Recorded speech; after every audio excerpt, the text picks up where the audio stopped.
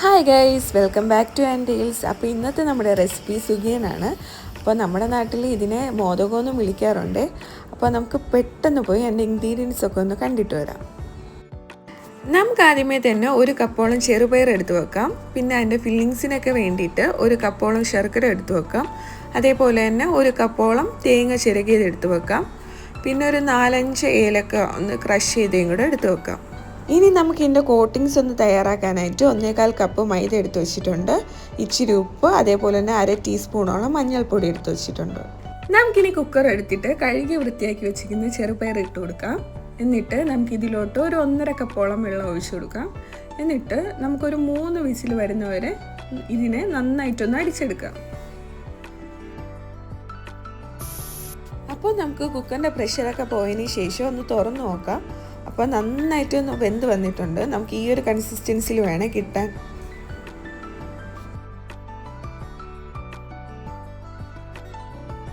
നമുക്കിനി ശർക്കര പാനി ഉണ്ടാക്കാനായിട്ട് ഒരു കപ്പോളം ശർക്കര നമ്മൾ എടുത്തു വെച്ചിട്ടുണ്ട്. നമുക്കിനി ഇതിലോട്ട് ഒരു 1/4 കപ്പ് പ്ലസ് ഒരു 2 ടേബിൾ സ്പൂൺ വെള്ളവും കൂടെ ചേർത്ത് ഒന്ന് നന്നായിട്ടൊന്ന് മിക്സ് ആക്കാം.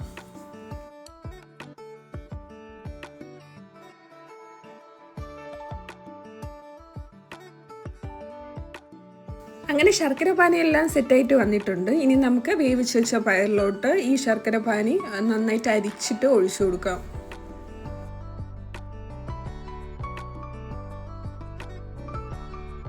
എന്നിട്ട് നമുക്ക് ഇതിലോട്ട് ചിരകി വെച്ച തേങ്ങയും ഏലക്കയും കൂടെ ഇട്ട് കൊടുക്കാം. എന്നിട്ട് ഇത് നമുക്ക് നന്നായിട്ടൊന്ന് മിക്സാക്കി എടുക്കണം.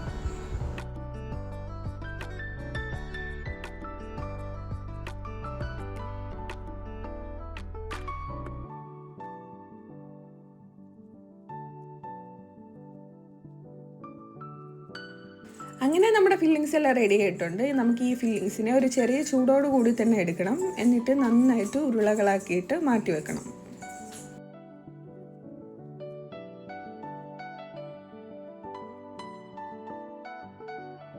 നമുക്കിനി മാവ് സെറ്റാക്കാനായിട്ട് മൈദ മാവിലോട്ട് ഒരു 1/2 ടീസ്പൂണോളം മഞ്ഞൾപ്പൊടി ഇട്ട് കൊടുക്കാം. എന്നിട്ട് ഒരു 1/4 ടീസ്പൂണോളം ഉപ്പും കൂടെ ചേർത്തിട്ട് കുറച്ച് വെള്ളത്തിൽ മാവ് ഒന്ന് സെറ്റാക്കി എടുക്കണം. ഇച്ചിരി നല്ലൊരു കട്ടി കൺസിസ്റ്റൻസിയിൽ തന്നെ എടുക്കണേ.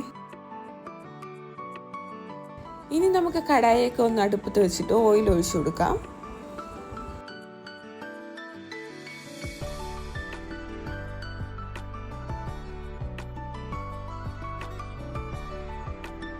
അങ്ങനെ എണ്ണയൊക്കെ ഒന്ന് ചൂടായി വന്നിട്ടുണ്ട്. അപ്പോൾ നമുക്കിനി ആ ഫില്ലിങ്സ് ഇതിലോട്ട് മാവിലോട്ട് ഡിപ്പ് ചെയ്തിട്ട് ഓരോന്നോരോന്നായിട്ട് ഇട്ട് കൊടുക്കാം.